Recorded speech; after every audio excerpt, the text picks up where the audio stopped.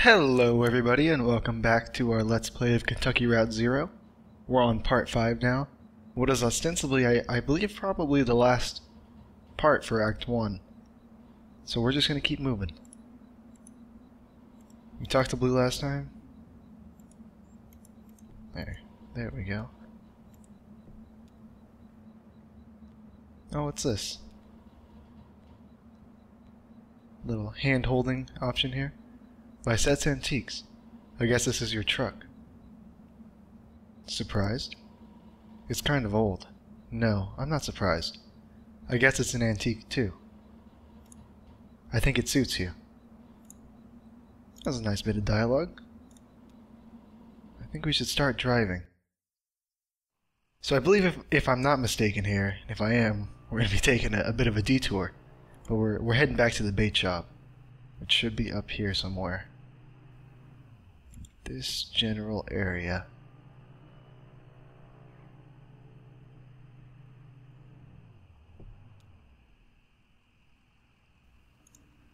Yep, there we go. Conway and Shannon pull into the bait shop parking lot. Vaulted above the row on a thin steel bar, a handwritten sign reads, "Live bait, minnows small and also large for stripers, night crawlers, chips and beer." A green flyer hangs loosely from a bit of masking tape at eye level. So we've already read that last time.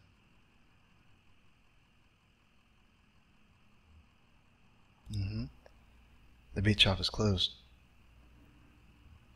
Let's enter the side door to Shannon's workshop. Conway and Shannon walk.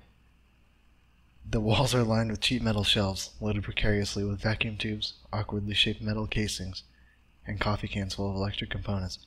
So I assume up here it meant to say something along the lines of Conway and Shannon walk into the bait shop. But I guess it doesn't. Shannon leads Conway back to the back of the room, where a few TV sets in various states of disassembly are set up on a rough wooden table. She flips the switch on the power strip and they're all plugged into, and the TV sets tremble to life. Ooh. Let's just watch the TV sets. Conway watches the TV sets. A ghostly white wobble flickers along one screen in a rhythmic pattern. Another is just snow. A third, a small security monitor in the middle of the table, is oscillating between different shades of black.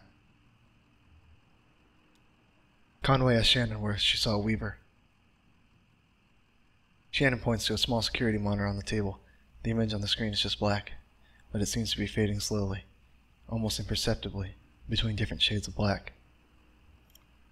Shannon tweaks a few knobs on the side of the monitor, but the picture doesn't change. Conway stares directly at the security monitor. The screen is a cavernous black. It hums and swells at the pace of the tide.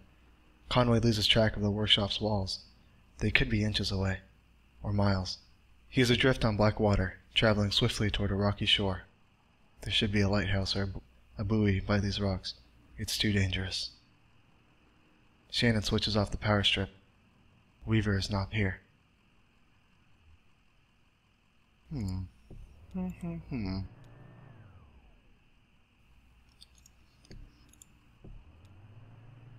Not really sure what we should be doing.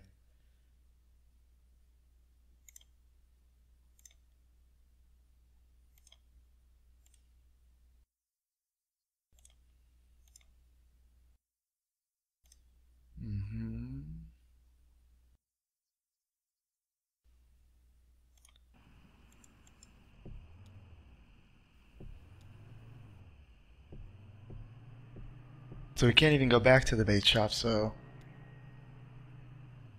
I think something we're going to want to do is maybe head back to the farmhouse and see if Weaver is there. Which is all the way down there.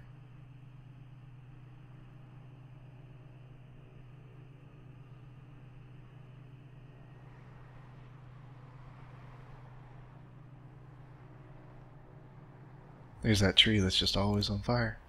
Someone should really put that out. I don't know if we ever clicked on this before. A tall black oak burns on a hill above the road. Indeed it does. Let's check the farmhouse again and see if old Weaver's popped up back here.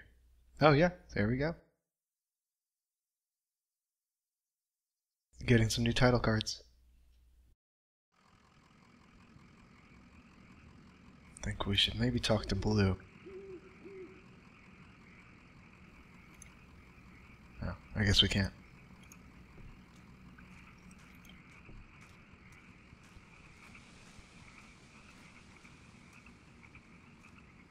Man, Conway is hurting right now.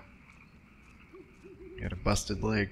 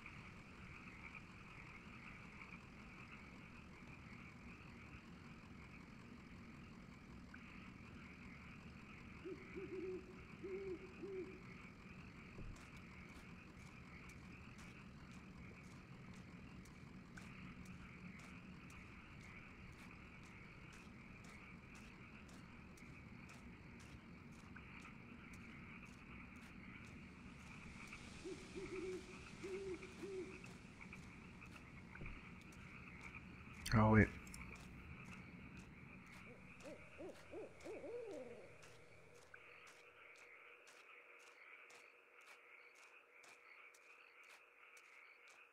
There's nobody buried here, you know.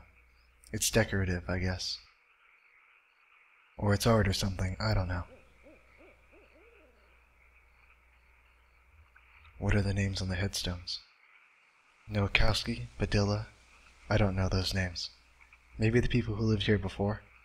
I know when they bought this property it already had a house and everything. Or maybe they have some other symbolic meaning. Oh, and look at that headstone, Marquez. I used to think that was for my parents. Now I don't know.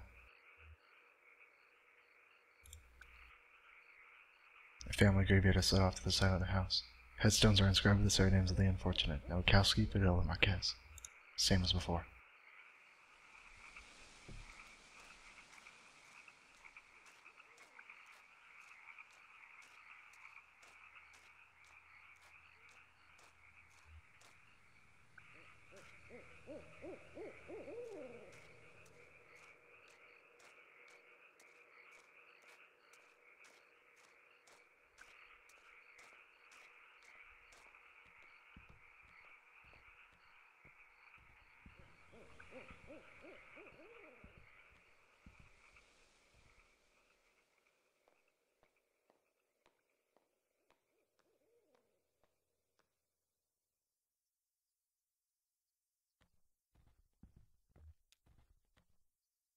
An abandoned spiderweb stretches across the bottom of the saucepan. A skillet is seasoned with dust. So, this is where she was. Yeah, it makes sense. This was where Weaver and her parents lived. They took out a bunch of loans, you know, and had this place built. Do you have any debts? I owe some people some apologies. Well, you're lucky that's all you owe.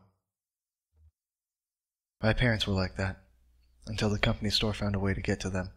For my dad it was tokens to run the fans and air purifiers, and for my mom it was canaries. Two solutions to the same problem, but they sure sounded different. Weaver had debt too, a lot of it, all tuition. She said she was a mathematician or something. Yeah, she studied some esoteric stuff about, something about using math to translate between Spanish and English.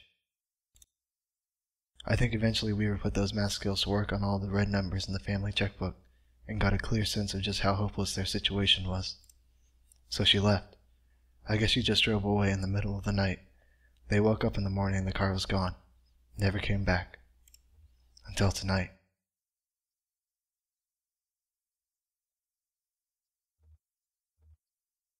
We could tell her about Joseph, but I think we should focus more on Shannon right now. Were you happy to see her? I don't know. It was so sudden and it wasn't like a reunion. She just appeared. Oh, that's not something you see every day.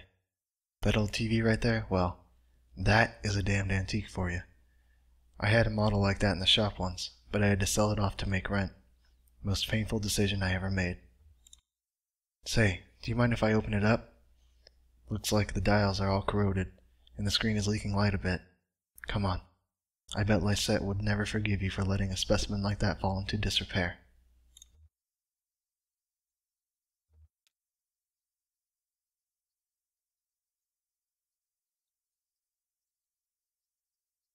Oh man, here we go again.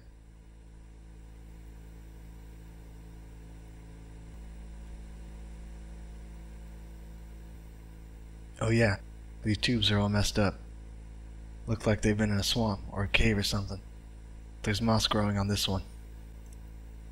That's okay. I have a few spares in my bag here. Here, I pulled this one out of an old computer monitor.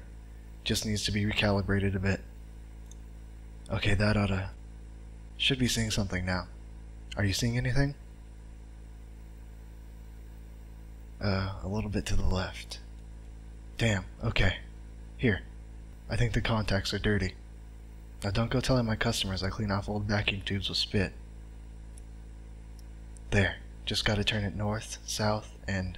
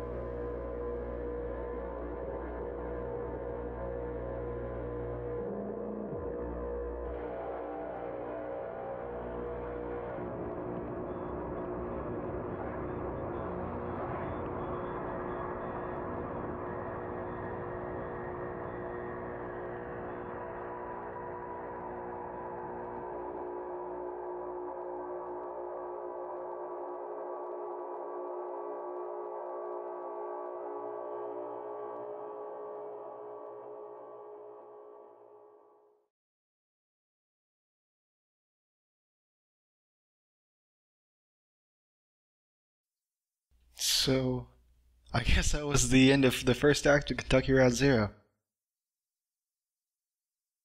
I have to say I was really impressed. That was really, really great, and I am really looking forward to seeing some more of this.